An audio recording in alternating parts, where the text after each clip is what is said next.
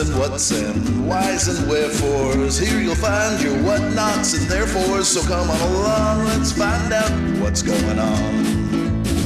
Where's and when's and who's and what's it's. No matter what your taste, you can trust it's the place where you can find all your new Disney news.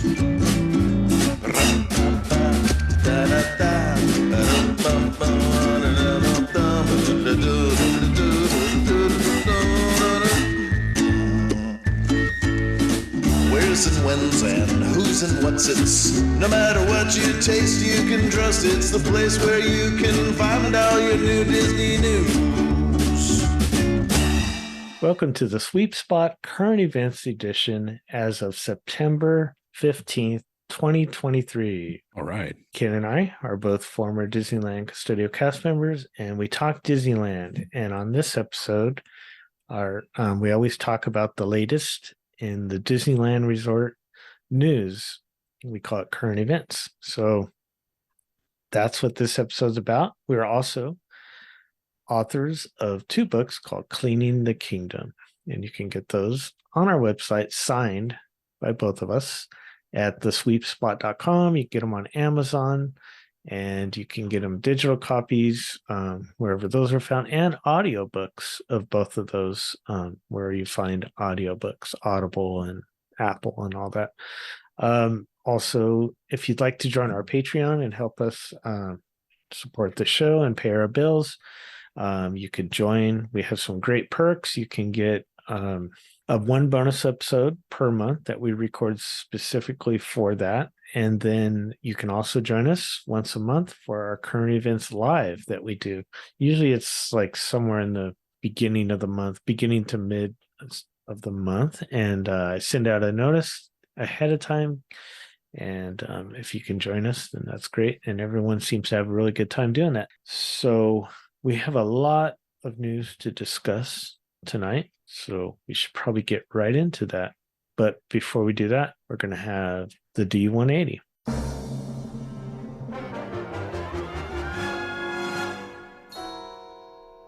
Hello everyone, this is Eric Johnson with Concy Ears, and welcome to the D180. While Ken and Lynn cover all things Disneyland, in the D180 we take a spin around the rest of the Disney universe, and we do it in 180 seconds. Let's jump right in. We start our adventure this week in the Meyer-Werft shipyard of Papenburg, Germany, where work continues on the Disney Treasure, the Disney Cruise Line's newest ship.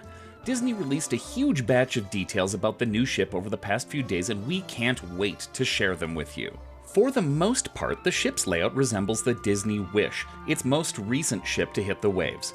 Rather than recreate the same offerings, though, Disney as Imagineers created a wholly different experience more in line with the ship's name, Treasure, and they came up with some really interesting ways to tie the ship back to Disney's most iconic theme park attractions. Walt Disney World fans of a certain age likely remember the 20,000 Leagues Under the Sea attraction, a somewhat similar attraction to the original Tomorrowland subs. Disneyland fans of a somewhat older age might remember a 20,000 Leagues walk-through exhibit right there in their park too. I'm looking forward to the Periscope pub on the Treasure. The designs of this new lounge experience point back to these classic attractions and the commanding performances of Kirk Douglas and James Mason from the original Disney film. Drinks selections will be tailored to the exotic undersea destinations visited in the film. You will find details around the room in books, charts, and even geographic coordinates on instruments all around. Also, there's a giant squid as part of the decor. I might spend an entire cruise in this room. Another major onboard destination is the Skipper Society. This lounge gives tribute to the Jungle Cruise attractions across the world and their destinations also across the world. Lush plant life throughout simulates the same river locations you visit on every Jungle Cruise. Architectural features around the room specifically invoke the Magic Kingdom's departure and arrival building that has greeted guests since 1971. Enjoy crafted cocktails and small plates with ingredients gathered by skippers on their lengthy sojourns through dangerous waters. The music throughout will take you back to their adventures. Snippets of skipper spiel in multiple languages ensure that you'll be picking up your translator app to maybe get in on those jokes too. Take a brief trip through your imagination to a location that most of us are unlikely to see outside video tours of the ship. In the Tomorrow Tower Suite, Imagineers created a tribute to the Epcot of yesterday and tomorrow. Figment, that delightful sprite, is hiding around the suite in multiple clever locations. When you enter the suite, the grand staircase around the center of the room lights up with lighting and musical effects in a tribute to Spaceship Earth, the icon of Epcot. I'm looking forward to, seeing videos of this someday, unless there's a generous listener who's very partial to these ads. Huh? If you want to join in on the maiden voyage of the Disney treasure, you'll have to act fast. Sales for the general public go live on September 20th. There's a ton of excitement about this new ship, considering there can be only one maiden voyage, and this one is 7 nights long. You might want to save up for a later trip. Our concierge planners can help you find the right trip for you and your money and time budgets. Those who prefer to stay on land will find some major savings all the way through March of 2024. Book a Walt Disney World trip and get yourself some Disney dining credits worth up to $1,000 depending on the length of your trip and your pick of resort hotel. It's a great way to enjoy all the delicious dining in the parks without having to fork out too much between your room and park tickets. Give us a call and we will step you through all of those details. And that's 180 seconds! I hope you enjoyed our quick spin around the rest of the Disney universe. If you'd like to learn more about these Disney adventures or just have a few questions, please come on over. Visit the social media and websites of both the Sweep Spot and Concierge. Then reach out to Lynn, your personal travel planner. He looks forward to planning something special for you and your family. For Concierge, I'm Eric Johnson, and this has been your D180. Looking to book a vacation to Disneyland Resort, Walt Disney World Resort, Disney Cruise Line, Disney Alani, Disneyland Paris, Adventures by Disney, Universal Studios Hollywood, Universal Studios Orlando, then I can do that for you. If you contact me and we can talk about all the different options and dates, and we can kind of even make recommendations on which days might be the best for you to go. And also as a complimentary, when you book with us, we will book your dining for you if you'd like, special events. And we also, when we book a vacation for you, we just don't say have a good time after we book it for you. We are there every step of the way. We contact you before your trip to make sure everything's squared away. We even have a checklist to make sure that you have everything you need. Reservations, dining, all these different things. Your transportation, if you need help with that from the airport, any of those sort of things, we can help you with that too. We want to make the vacation the best it can be for you because I know that vacations aren't cheap and we can help you do that. So if you contact me, that's Lynn, and the email is Barron@concierge.com. That's LBARRON@concierge.com. Or you can go to the sweepspot.com and there's a link on our front page there. You can click on that and there's information on how to contact me. But I'd love to talk to you and help you book the best vacation possible.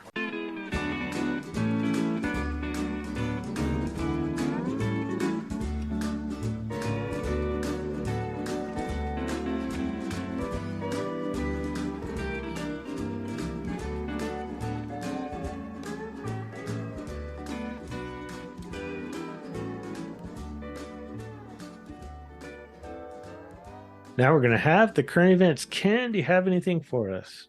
Oh, Lynn, there's a few things.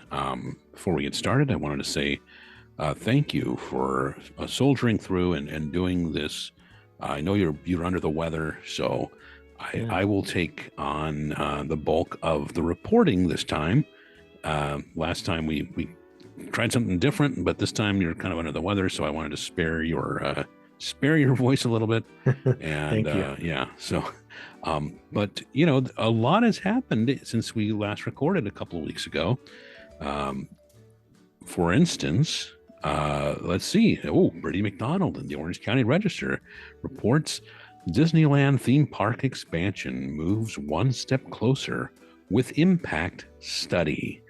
And as he says here in the article, Disneyland's long-term plans for theme park retail and parking expansion moved one step closer to reality with the release of a key report by the city of Anaheim as Disney continues to reimagine what the future of the resort district will look like over the next 4 decades.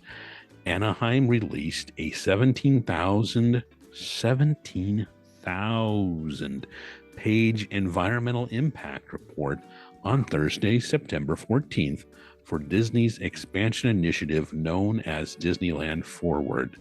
So if those of you who are new to all of this, of course, Disneyland, as we said in our last episode, which is kind of an overview of Disneyland history, Disneyland underwent resort expansion starting in late 1990s, and it was finished in 2001. And that was, opening up a second theme park, adding a hotel, adding a retail dining entertainment district. So, but now, it's been over 20 years, so they're looking to the future of further expansion at the resort. And as it says here, Disneyland hopes to have the project go before the Anaheim City Council for approval before the end of 2024. A public workshop outlining highlights of the Disneyland Forward Environmental Impact Report will be held on October 9th at Anaheim City Hall.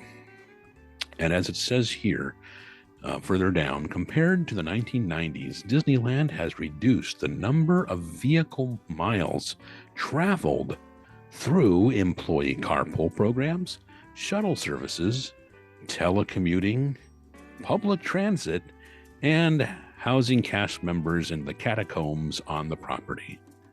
I added that last part. But that's amazing that Disneyland has reduced the number of... Well, one way they reduce the number of vehicle miles is cast members can't afford their own vehicles. No, I'm sorry. No, that's not actually not funny, but No. I apologize, people.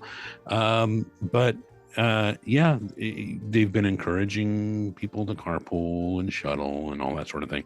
So that's actually remarkable that if they've reduced the number of vehicle miles traveled through, that's quite impressive. Yeah. As it says further down, Disneyland would limit noise by building temporary sound buffering barriers during construction and permanent 12-foot tall noise barriers along property lines around the park expansion.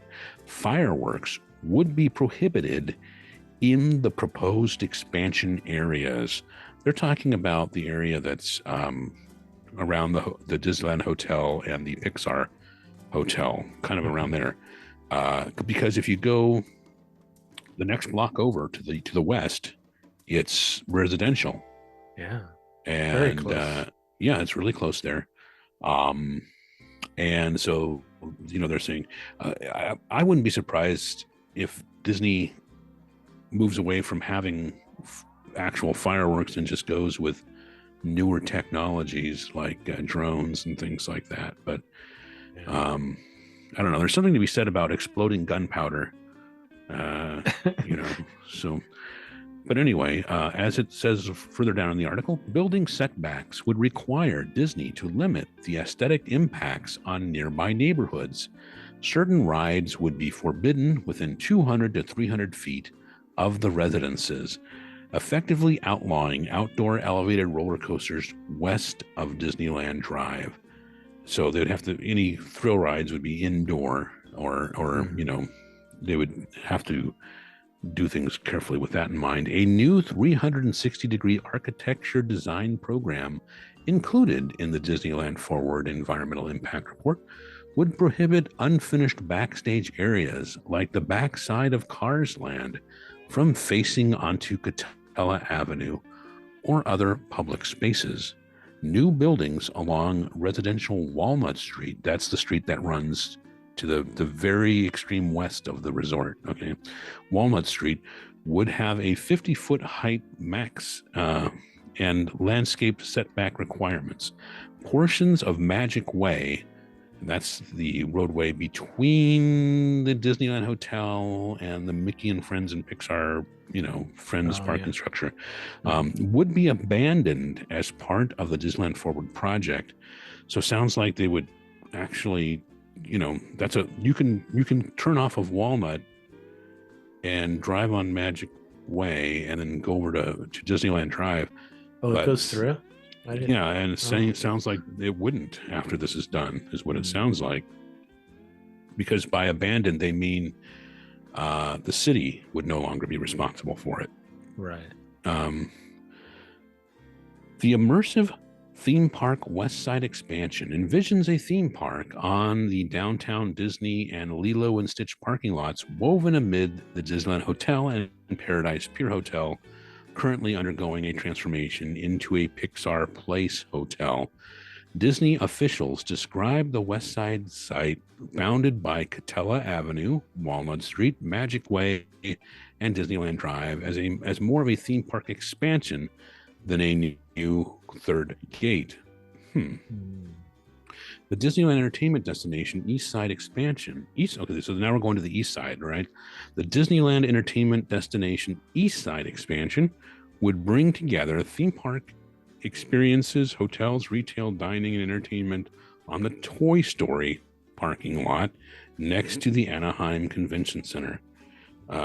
It's across the street from the Anaheim Convention Center, but across Harbor Boulevard, if you're looking at Google Maps. The Disneyland Forward plan envisions 2 pedestrian bridges over Disneyland Drive and up to 3 over Harbor Boulevard that would connect to a 17,000 space East Side garage along Disney Way. That would be the world's largest parking structure. So what basically they're talking about a huge parking structure that's kind of between Harbor Boulevard and the Interstate 5. The Disneyland Forward conceptual development plan stays within Disney's existing 500-acre property in Anaheim with no physical expansion or additional acreage. So I wanted to talk about that last part. Yeah. There's some people who say that Disney should buy more of the land on Harbor Boulevard, from the existing businesses. There is a little bit of vacant land too, currently, which is hard to believe, but there is. But there's some people saying, Disney should just buy all of that or buy more of it and just, remake things in their image, or put the third gate down. See, you could do a third theme park in the eastern southern edge, where they currently have the Toy Story lot, the parking lot, and the cast member lot. They could do a theme park there, and the advantage of that is it's more of a traditional plot of land for a theme park. The downside is that it's not connected to the other two directly. If you want to share backstage amenities, it helps to be physically adjacent. And so people are saying, well, although the article says it's more of an expansion instead of a third park, you could do a third park amid the hotels, but it's not. It's not going to be shaped like the other parks. You could do it though. Smaller. And there's people trying to read the tea leaves, right? They're saying, oh look, it says that there's going to be a family ride here and well. All of that stuff, even if Disney currently has, knows exactly what it wants to put there, there might be plans, but it would all change before anything actually gets built. If you go back and look at what was proposed, 1990, 1991, 1992, 1993, around there, if you look at what was proposed back then compared to what got built, starting in 1998, it's very different. Think the important thing about Disneyland Forward is establishing the zoning. Say, look, we can build different things here. It doesn't have to be just hotel space. And talking about the sight lines and the noise because of the neighborhoods, which brings me to, sorry, I'll let you jump in just a second, but I while I'm thinking about it, I want to say, as I said, people say, well, they should just buy more of the land along Harbor Boulevard, buy the the Garden Walk and all that stuff.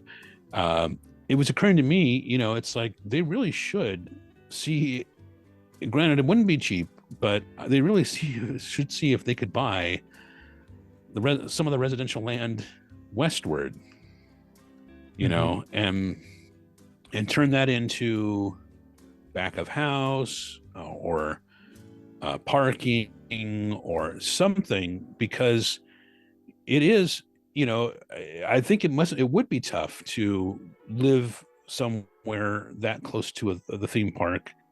And, you know, we always say, well, you know, Disneyland was there before most of these residents. Yes, but Disneyland, you know, we're talking about areas now that were not close to theme. You know, you had the quiet hotel strip that was between these residences and the theme park stuff. And now if you're talking about doing more busy stuff closer to those residences, it might be worth considering, you know, what if we bought all that up, you know, turned it into DVC area, you know, Disney Vacation Club, whatever, so that it's you know, it's just something to consider. I know it would be controversial because cities are pushing the state is pushing cities to add housing, not take it away. So, right. Anyway, well, did you have anything you wanted to say about this before I say more? Well, just a few things, but to go with what you just said, if they were to buy some of the neighborhoods, they could then buy land somewhere else as like a, you know, replacement, I guess. That's an excellent point. Thank you for bringing that up. I hadn't even thought about that. That is, you know, granted, it wouldn't be cheap, but no. Can you imagine if they made a deal and they said, we're going to build some really great housing, and we're going, you know, we'll build the school, you know, the neighborhood school. We'll, you know, do all that. We'll build that somewhere, you know, over here. If you let us make a deal for this, you know, yeah, I could totally see that. Now, it cost a pretty penny, but I think it would be worth it. You know, yeah, if you really want to make this a week-long vacation destination, you know, that's just what I was going to say, is that I book vacation for concierge, and when people want to book a trip to Walt Disney World, it's usually for about a week. It seems to be an average of about 5 days to 8 days, somewhere in there. Of course. Disneyland, my average stay is about 3 nights, 2 days, 3 days top. You know, I have some people that want to go for 5 days, but that's kind of rare. So I think if they wanted to make it where people would stay there just as long as Disney World or even close to it, and only stay on Disney property, because Southern California has so many other things that you can do, they would have to add, and the demand's definitely there. I mean, if you've been to the parks anytime in the last 10 years, the demand is definitely, you know, there to fill up 2 parks right now. A third park would kind of help distribute the crowds, I think.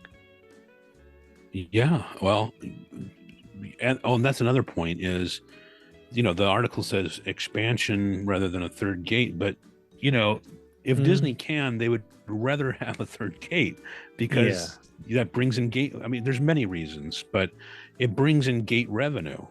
I mean, if you can charge a separate ticket or, you know, a separate park hopping charge or whatever, it's more lucrative for Disney to spread out the same number of attractions over more parks than it is to say, we've got 2 parks already and we're going to pack them with as many attractions as we can. Well, that's the problem, is if you keep adding attractions and not adding space, then you have, I mean, we could talk about this all night, and maybe we should do a bonus episode on this subject, but yeah, it's interesting, and I know that this is looking way into the future, but they have to think ahead, especially the way that things are progressing. So they do. They have to. This is all forward thinking about, you know, we're talking about stuff that's going to be relevant over the next 20 years or more. You know, so wow. Yep, we could talk about it. Maybe we should do it for a bonus episode.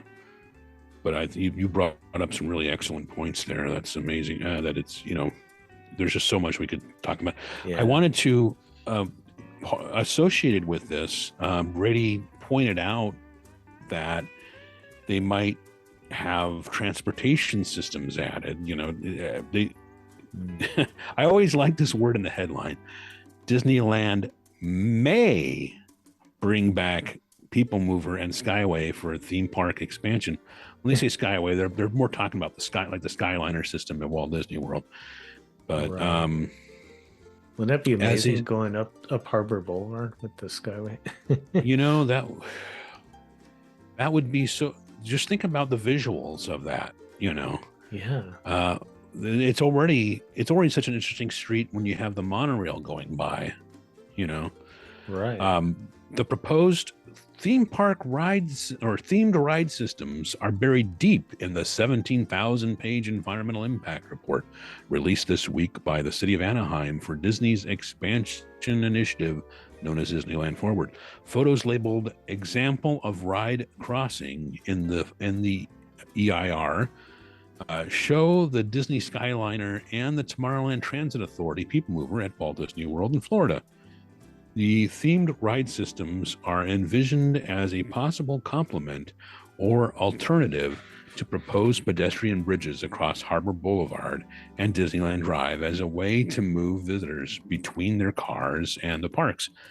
And there's a quote in here. These crossings may be in the form of a bridge and sunken roadway similar to the existing Downtown Disney Bridge, an elevated bridge with similar aesthetic treatments and dimensions as the existing Downtown Disney Bridge, or a themed ride system, according to the EIR. So that would be interesting if they did that. Anyway, people, you can check out. I mean, if you go to some place like Google Maps or some similar program, you can see if you go over the resort area and look to the left, look to the the west, you can see the residential areas that those are you walk across the street and you can get over to the Disneyland Hotel, and it's just like, imagine being able to do that. But like it would be interesting if Disney just made some sort of deal for that area. But that's not mentioned at all in these articles. The only thing that's mentioned is just keeping those in mind when you're talking about height and noise for the development. Anyway, MiceChat.com has a thing from Dusty Sage called Disneyland Forward Explained, charting the course for future adventures. Of course, Laughing Place covered it too. They have Anaheim releases environmental impact report for public review for Disneyland Forward. Mike Mack has that. As always, the links for all of these are going to be on thesweepspot.com. You could go there and click through and see all the imagery. And again, people get excited about the imagery, like, oh, they're going to have this ride or that one. No, we don't really know until the shovels hit the dirt. And even then, some of the stuff can change before it gets completed. So nothing's concrete at Disneyland except for Tiana's Bayou Adventure. Okay. Some exciting stuff out of Destination D, or that's the event, right? The Orange County Register reports, again, Bertie McDonald, Disneyland teases world jumping ride vehicle for Marvel Multiverse e-ticket attraction. A new e-ticket dark ride coming to Avengers Campus in DCA will transport riders aboard a world jumping spaceship to remote worlds and alternate realities throughout the Marvel Multiverse. New concept art from Walt Disney Imagineering teases the planned Adventures Campus attraction that has been in development for more than 4 years, suggesting the highly anticipated ride that still does not have an official name or groundbreaking date may be inching closer to reality. It may be inching closer to reality.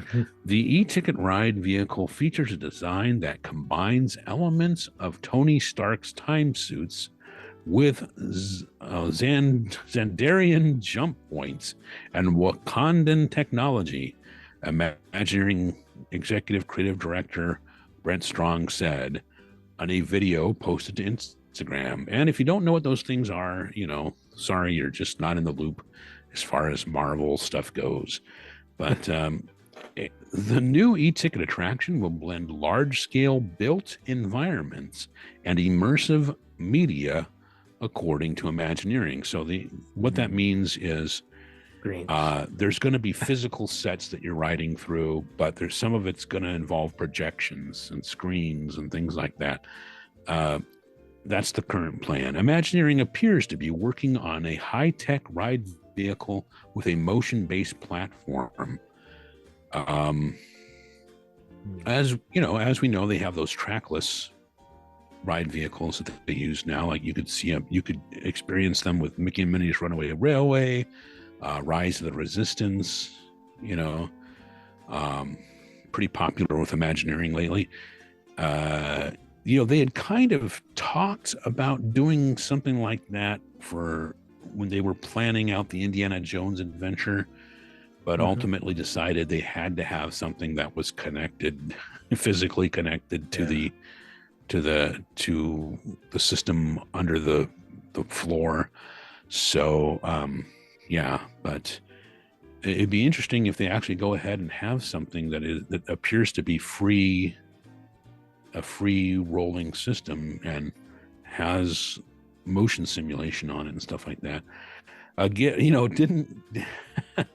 didn't Tom Morris bring this up on something, making the vehicle so expensive that you can't spend the money in the rest of the attraction, and you making the vehicle so expensive and complicated that Well, I think part of that is that they only have so much room, and to do an attraction that doesn't have any of the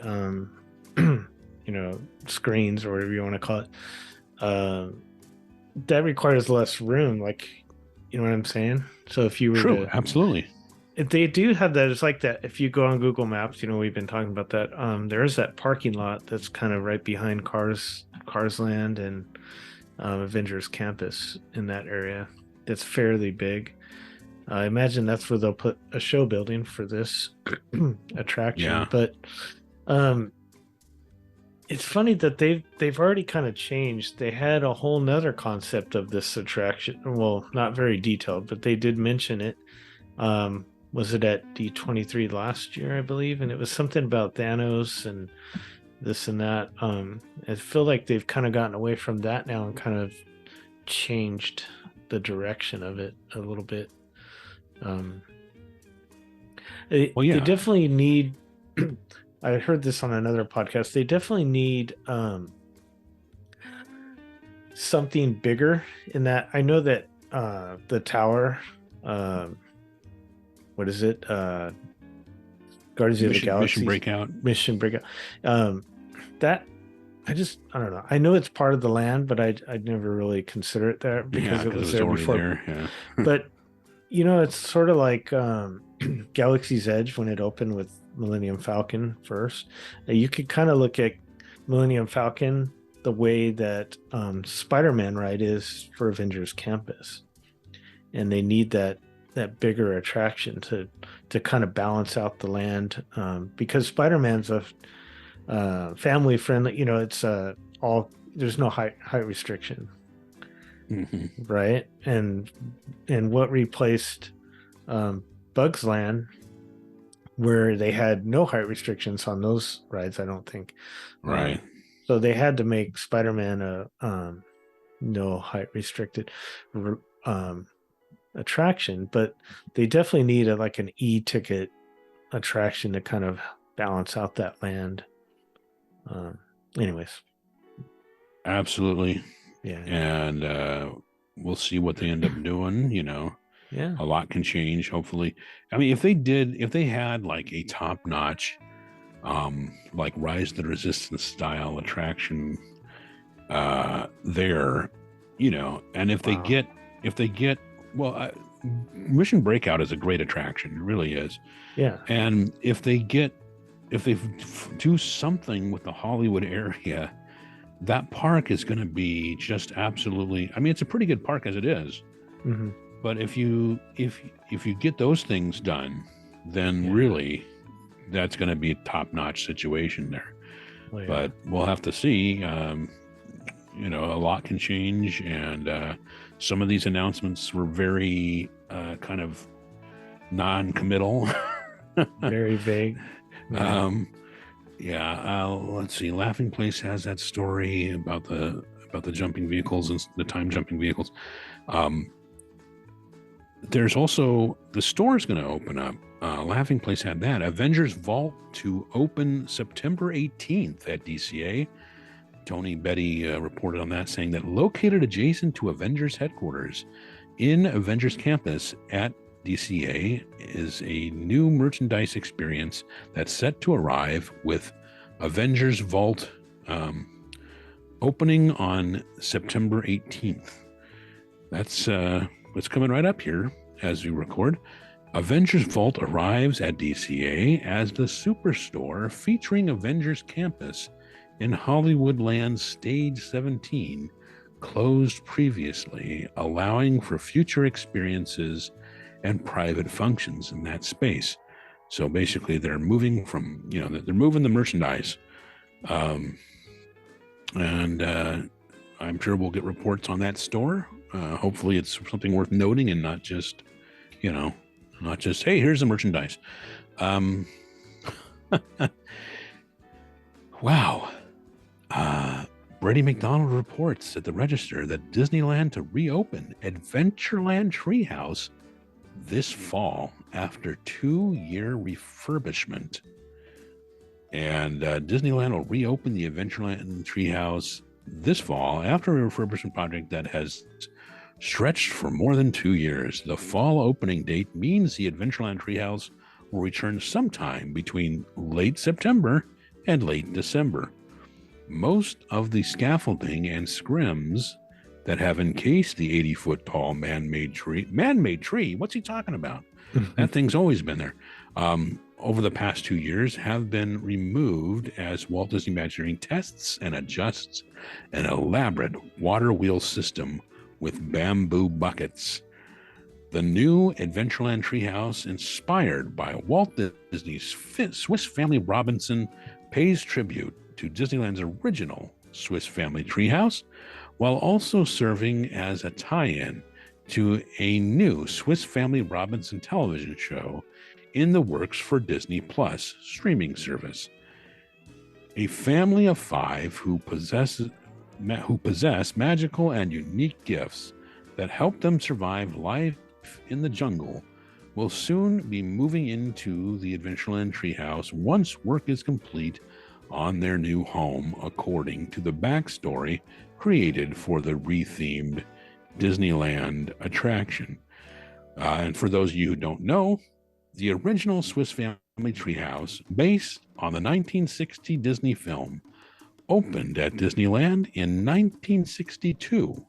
The Disneyland attraction was rethemed in 1999 as Tarzan's Treehouse, based on the Disney animated film from the same year about a boy raised by apes. The Adventureland Treehouse has been closed since September 2021, an unusually long time for an attraction retheme. So yeah, the Swiss Family Robinson Treehouse goes all the way back to 1962. When Adventureland opened originally with the park in 1955, the only real attraction was the Jungle Cruise. And then they added the Enchanted Tiki Room, and they added the Treehouse first, 1962, but then they added the Enchanted Tiki Room in 1963, and then Indiana Jones in 1995. People say, well, why did you change it from the Swiss Family Robinson to Tarzan's Treehouse? And the answer is because it probably was going to get taken out otherwise. It was just that pardon me. Mm-hmm. That was the thinking at the time by Disneyland management. It was, get rid of this, replace it with a store or something like that. But Imagineering said we can make it more relevant to today's guests because the movie Tarzan. Mm-hmm. And so they did. But all these years later, it's like, let's turn it into something else. So there we go. You looking forward to that, Lynn? It's been taking them a very long time to do this. So they still don't, they said the fall, right? So that could be anywhere between now and December. So Yeah. hopefully, I would think the plan is before Thanksgiving, because that's when the crowds really start coming in. Oh yeah. So I would sure hope so. Yes, hopefully sometime in the next month or so. Yeah, that would be good. I mean, it's looking pretty good. Yeah. I think there's gonna be a lot of Easter eggs and things like that. We'll see. Yeah. Well, Fantasmic, we had the little problem with Fantasmic, and it's been on hiatus. I hate to use that word, but as Brady reported, Disneyland replaces Fantasmic with new nighttime projection show. Now, that headline, I don't think Brady chooses the wording of the headlines. Those are usually chosen by somebody else, but that makes it sound like, well, Fantasmic's never coming back. Right. And, I mean, maybe it won't, but I'm hoping it will. But this is what they're playing. What it's supposed to mean is, while Fantasmic is on hiatus, this is what we're doing. And as it says, a nighttime projection show featuring a jazz score that may be set to music from Soul will play on the rivers of America while Disneyland retools the Fantasmic Nighttime Spectacular following the inferno that consumed the show's fire-breathing dragon.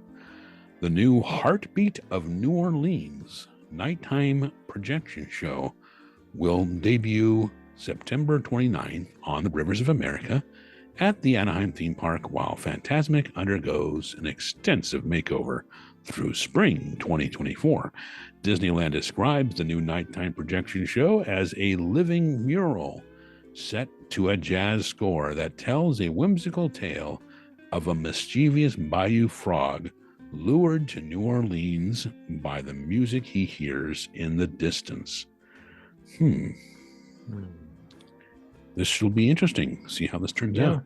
Yeah. The new Heartbeat of New Orleans joins Queenie and the Jambalaya Jazz Band as temporary replacements for Fantasmic, while the popular nighttime spectacular remains on hiatus following the stunning fire that engulfed the show's 45-foot-tall animatronic dragon in April.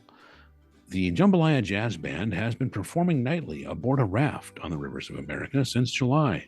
The Heartbeat of New Orleans and Queenie and the Jambalaya Jazz Band will run on select evenings in October during the Halloween season and nightly in November and December during the Christmas holiday season. All right. Yeah, sounds good. Nice to see they're taking the opportunity to do something new, Right.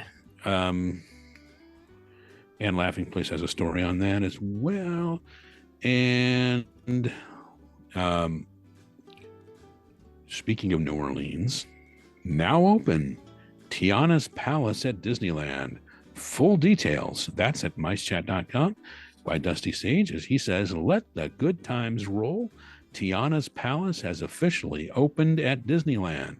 The restaurant, which is a retheme of the old French market in New Orleans Square, has a whole new look and menu. We were able to preview Tiana's new eatery a day early and have some great news and views for you below. And you can just see all of that. You can click through at thisweepspot.com. We'll have the link to it.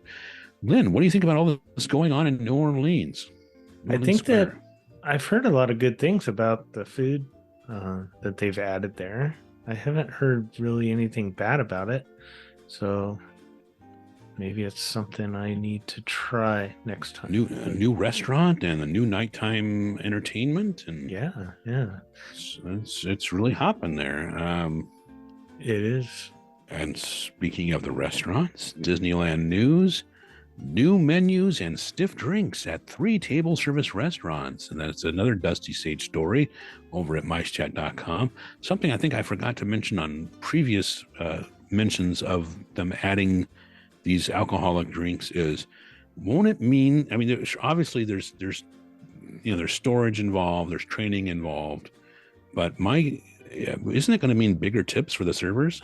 I'm hoping the servers get bigger tips, because people tend to spend more if they're buying alcoholic drinks. But anyway, starting September 12th, so it started. Disneyland Resort has updated its menus to add alcohol to 3 more restaurants in the park: Carnation Cafe, Riverbell Terrace, and Cafe Orleans.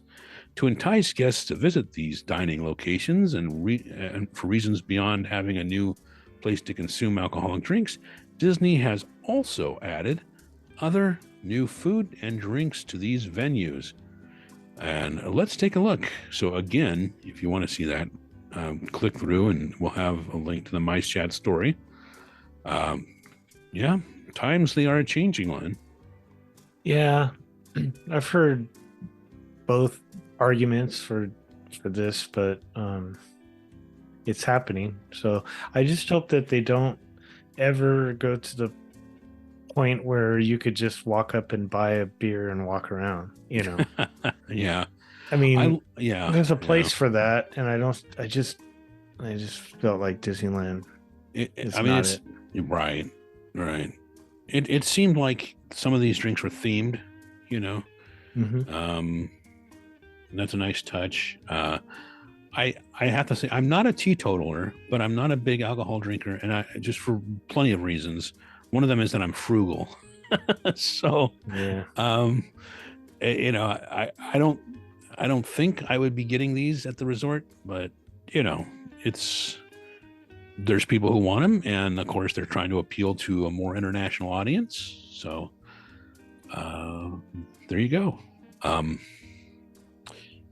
Well, here's some news that's been a long time coming.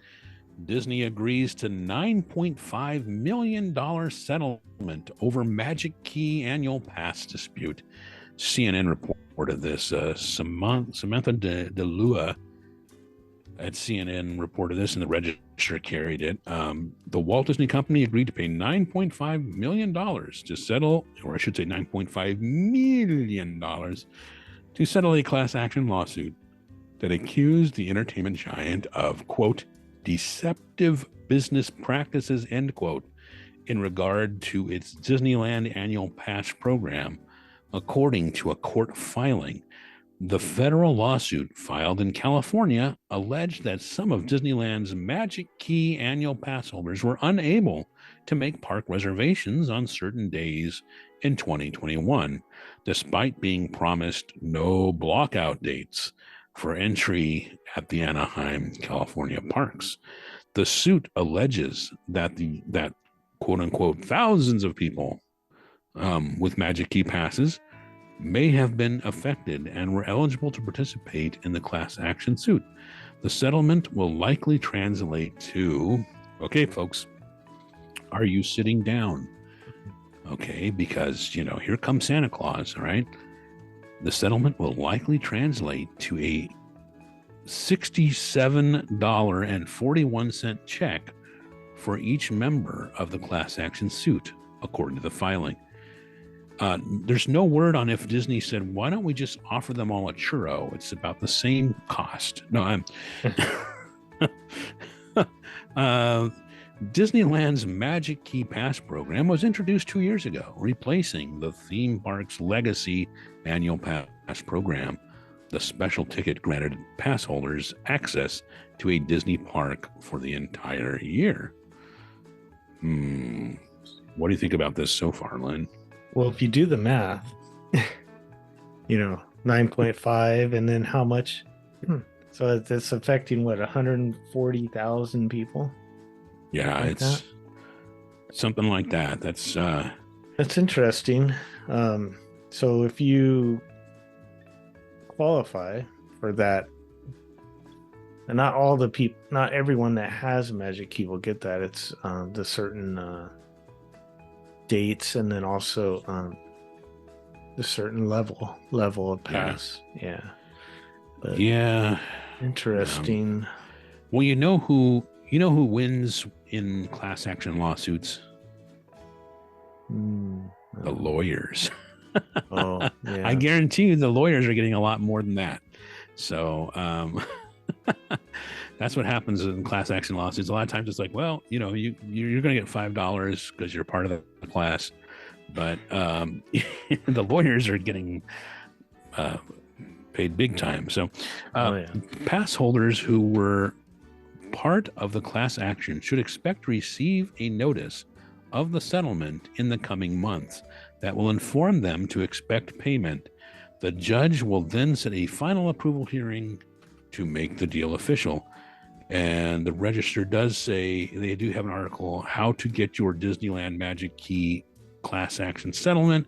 And as they say, each of the 103,435 Dream Key holders will get $67.41 as a result of the class action suit filed by Disneyland Magic Key annual pass holder Janelle Nielsen of Santa Clara County.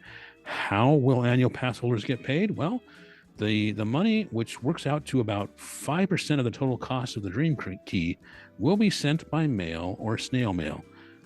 What do pass holders need to get their money? Nothing. Disneyland Key pass holders will be automatically enrolled in the disbursement fund and do not need to submit a claim to get paid.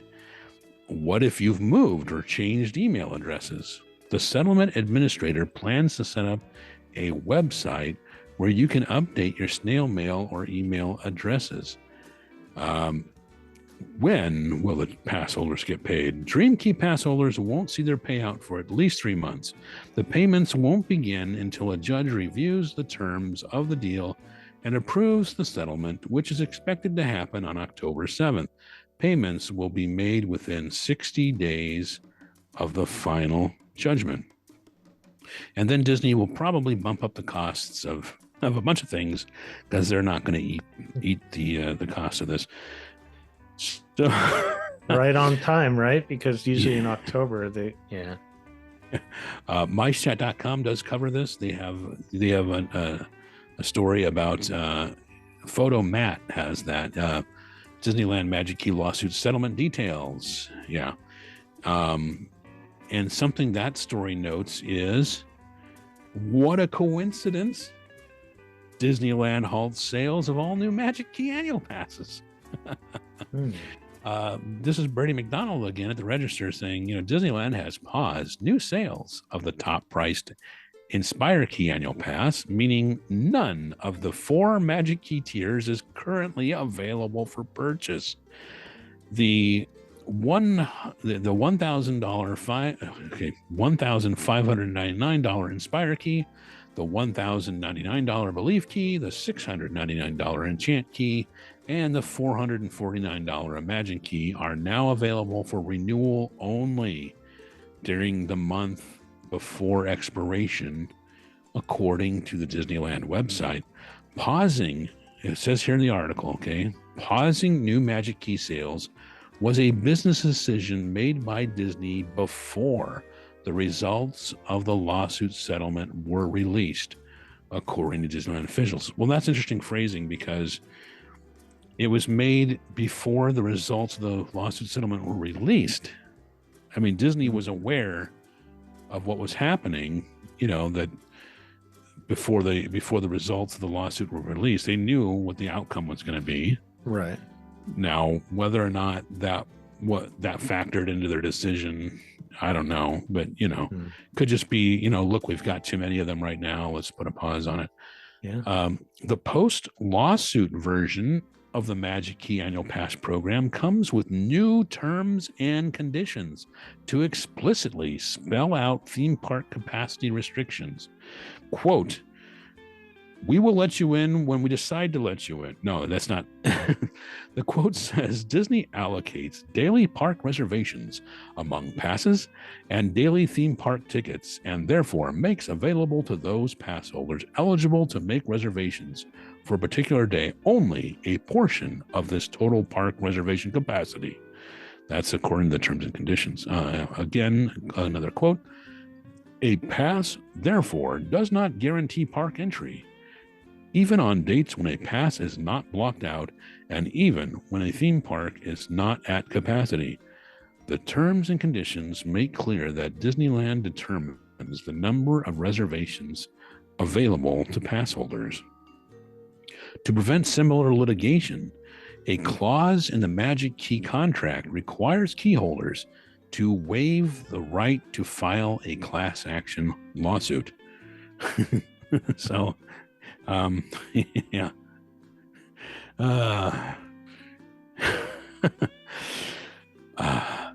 Yeah. It's interesting that this happened in the first place. You'd think they would have had wording. I mean, maybe they thought they did have wording that would have prevented this, and the courts just simply, not the court. I mean, it didn't really come. It came to a settlement. It wasn't. It didn't go to trial. Right. But Disney obviously said, why don't we settle this instead of taking it to trial? For whatever reason, they thought settling it was a better idea than taking it to trial. Trials can get expensive, Yeah. So, True. Anything else to say about that before I move on? No, not really. All right. If you're itching to comment on these stories, people, join our Patreon. And we do once a month when we're recording this episode, or the current events episode, we do have our Patreon supporters can be in our chat group, and they can add comments, and they can comment on stories that we've already talked about. They could do that. And sometimes we'll include those in the program. So consider joining our Patreon and supporting the show. So I will move on. The other news they announced was the D23 Expo expands to Disneyland and Honda Center in 2024. Because before it was basically at the Anaheim Convention Center, and that was it, right? Right. Which is pretty big space. But as they say here, the former D23 Expo has shortened its name. Now it's just going to be Expo. No, just kidding. The former D23 Expo has shortened its name, changed its dates, and will spread its footprint beyond the Anaheim Convention Center in 2024 to include fan events at Disneyland, the Honda Center, and even Angel Stadium. D23 will return to the Anaheim Convention Center on August 9th through 11th in 2024 for exhibits, panels, presentations, and shopping tied to all things Disney, Pixar, Marvel, and Star Wars. D23 will host a kickoff celebration across the street at the Disneyland Resort on August 8th. Larger nighttime marquee shows will take place at the Honda Center following daytime events at the Anaheim Convention Center. The home of the NHL's Anaheim Ducks, which were once owned by Disney when the team was known as the Mighty Ducks, is located about 3 miles away from the convention center on Catella Avenue. Yeah, it's just on the other side of the 57 freeway, so it's conveniently located. D23 has dropped Expo from its name for next year's fan event that moves from an early September run to early August. Yep. Make your plans now, folks. If you want to. So many things to say. Folks, if you want to plan your visit, contact Lynn. Plan a visit, Yeah. Contact Lynn. Hotels are booking now for those dates. So if you want to go to the expo, I advise you to do it now. Contact me. So a couple things on this. At first I thought, what in the world? But it makes sense because if you call it just expo, that's like claiming that it's just in one area maybe, but because it's all over the city now, well, not all over, but in different locations. I think they're also trying to be, like Comic-Con utilizes other areas of San Diego when that happens, the big one. And I think they're trying to Well, for one, the demand was really high for some of these bigger panel or events, that could take place. The demand was very high. So by putting this in the arena, that'll fix that. I wonder if they probably have some kind of transportation going back and forth. I would imagine they would have shuttles. I mean, I could also imagine Uber and Lyft drivers are going to make out like bandits. Yeah, because a lot of people fly in for this from different parts of the world or country, and they, they're not going to have their cars, and it's just interesting how this is. We'll find out more as it gets closer, but the Honda Center, has reserves, has like rows and seats and everything. So I'm just wondering if you purchase like a seat, then you kind of have it reserved. You don't have to get there at 4 a.m, like some people did, to get a closer seat. You would think that could do it that way. Yeah. I don't know. I mean, it's an arena. It's the kind of arena, it has, of course, NHL. Right. And it has concerts, and they've had Disney shareholder meetings there. Right. WWE events have been there. I mean, it's concert. Yeah, it's an arena. It's a major arena. So And the date change to August, I think, is smart, because I think last year when it was in September, a lot of people have already kind of started school at that point. August, this is just before school starts for a lot of places. So I think that's good. Yeah. Well, hasn't it bounced back and forth between August and September? Yeah. It was in July one year also. Oh, my. Yeah. Yeah, it's bounced around a few times. That'll be interesting to see how many people they can, for some of the more popular panels or presentations, if they could do them there and at the arena. Mm-hmm. So. Yeah. Yep. Very good. All right. Well, as always, MyStat.com has updates on Disneyland. There's one from Dusty Sage called Disneyland Update, San Fran Halloween Rewind, and coming soon. That was back on September 4th. And he says here, and just like that, it's Halloween. After a week of uncomfortably high heat, Disneyland launched Halloween Time. And the magic of the season materialized with spooky clouds and even a brief downpour. We'll show you how this Halloween season is almost exactly the same as last year. But that's not all that's going on at the Disneyland Resort. San Francisco Square officially opened with a new menu at Aunt Cass Cafe, a new shop, and a heartwarming Baymax meet and greet. Unfortunately, there are a few construction shortcuts seasoned fans might raise an eyebrow at. And looking ahead, Tiana's Palace Restaurant opens at Disneyland later this week, and Haunted Mansion is planning for a big expansion. Let's take a look at all the new things, plus construction, refurbishments, some smaller news items you'll want to see. These updates are just loaded with photos, really big photos. So you can go through and click through and see it. Again, go to thesweepspot.com, click on through the current events. And Dusty Sage had another update on the 11th. The Disneyland update snubbed, overlooked, and sold out. And he said it's been a roller coaster week at Disneyland, with the opening of the revamped Tiana's Palace, success of the new San Francisco Dining District, and near completion of the Adventureland Treehouse and Disneyland Villas Hotel Tower. The resort is letting the good times roll. But it's not all great news. We broke the news about the Magic Key settlement details, which has unsurprisingly led to all Magic Keys being marked as temporarily sold out. Are changes and price increases on the way? Well, of course they are. On top of it all, there was a bunch of news about the Disney parks projects around the world, but Disneyland was mostly snubbed.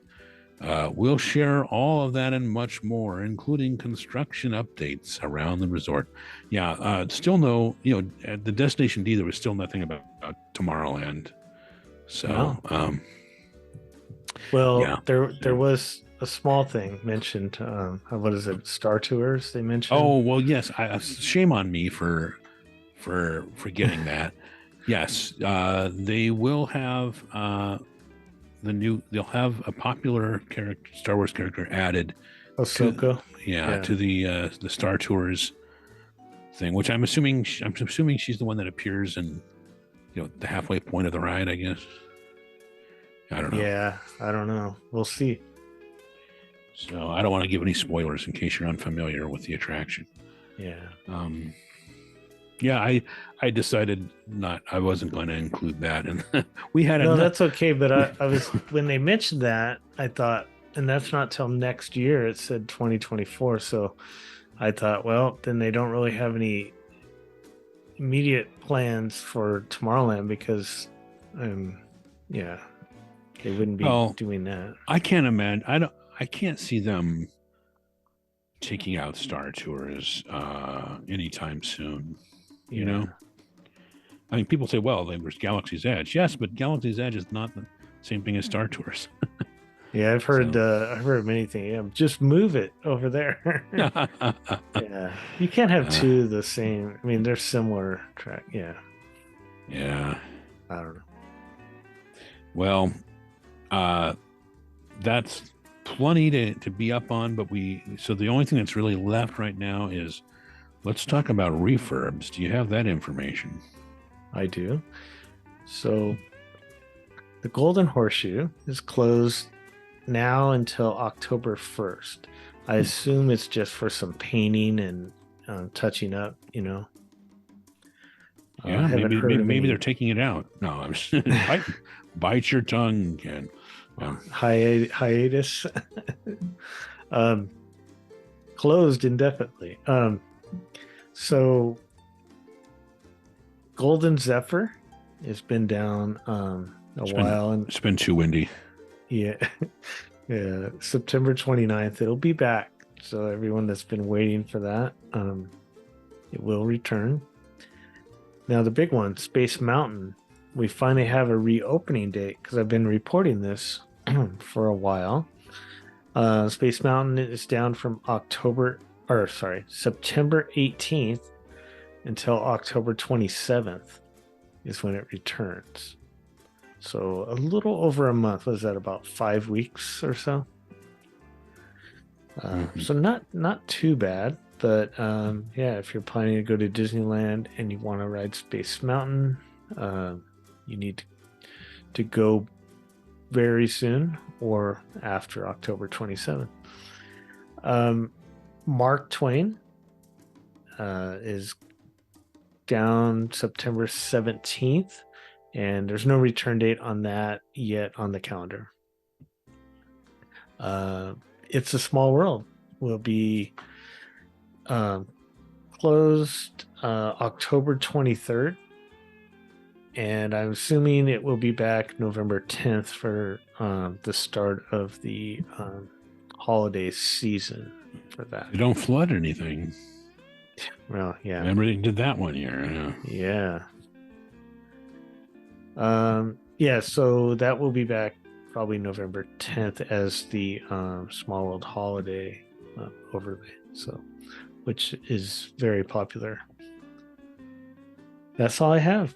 Well, something I forgot. I just remembered that I didn't include one of the things they announced at Destination D was it's because it's not.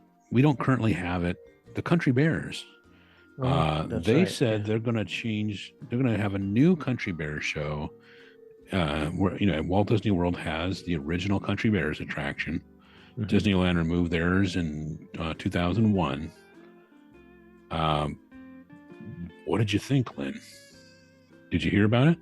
Yeah, I think at first I thought, because you don't want to what is this going to be? like what they did with the Tiki Room. Under new management. As a Country Bear Jamboree under new management. But at the same time, maybe this is a similar story like Tarzan's Treehouse, because maybe they, the attendance has been very low, and they thought, well, people will freak out if we get rid of it. But what about if we tried to redo it and get attendance up again? Yeah. So that's probably what happened, but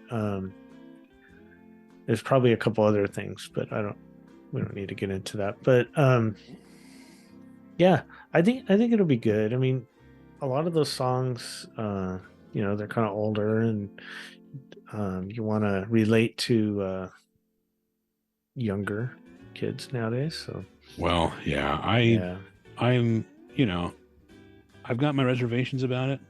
Yeah, I understand why they're doing it, but it's just like, because they're going to be singing like country versions of Disney songs is what they're trying to do, which I mean, the whole thing is, if you've never seen the show, you should probably see it on YouTube.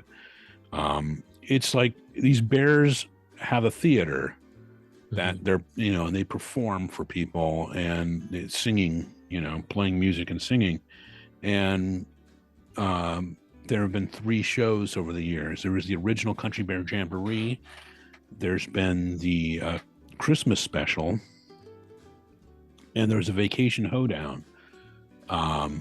And like I said, Disneyland got rid of theirs, and that's where the Winnie the Pooh attraction is now. And there's already so many places to hear Disney songs. I like Disney songs, but there's already so many places at the resort you're going to hear Disney songs. And it's me, and I don't want to give them any ideas, so hopefully they don't hear this part. But to me, it's almost like, okay, we're going to go through the Jungle Cruise, and we're going to replace like the lion. We're going to make Simba one of the lions, and we're going to the snake is going to be the snake from the Jungle Book, and making them all Disney characters. That's not what it's supposed to be. It's supposed to be it's supposed to be this in the case of the Bears, it's supposed to be like this country music venue. It's not supposed to be, this is a Disney venue. It's supposed to be, this is a country music venue. It's like the architecture on Main Street. And again, I hope I'm not giving them any ideas. Main Street at Disneyland is an idealized version of a Midwestern American town circa 1900. There's nothing specifically Disney about that architecture. I mean, now we associate it with Disney, but it's like saying, well, no one, that's not very Disney, so we're gonna change Main Street into another version of Toontown, and make it all relevant to Disney animation or something. I hope I'm not giving them ideas. But anyway, so Country Bears, I mean, we all know the story from the popular movie, right? So you don't have to explain the story to me. No, but I don't know. Yeah, is it better than them getting rid of it? Yes. Yeah, definitely. I wouldn't want them to get rid of it, Right. So if you want to see the original show, for now, after this changes, you'll have to go to Tokyo for now. And how would someone do that, Lynn? I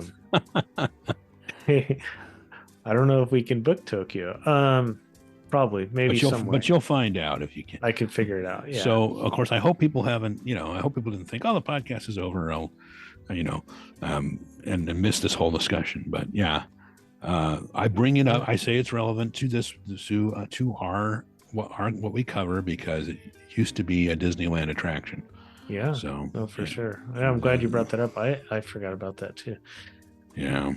Well, thank you for this current events. I know it was a longer episode, but a lot of good stuff to talk about. Had to catch up on everything. As we do the alternate episodes that we do is our main topic episodes. So the previous one we did was kind of an overview, a survey of Disneyland history. So if there's been a lot of references that we've been making that you just didn't understand, that might help. Or if you want to introduce somebody to the podcast or introduce them to Disneyland history, that's a really good episode to share with them. We'll have another main topic episode in about a week. And, and thank you for listening. If you haven't already, subscribe to the podcast in multiple places for free. Like us or follow us, leave comments on the podcast where you listen to us, so that other people can find it. For sure. All right. Well, thank you for listening.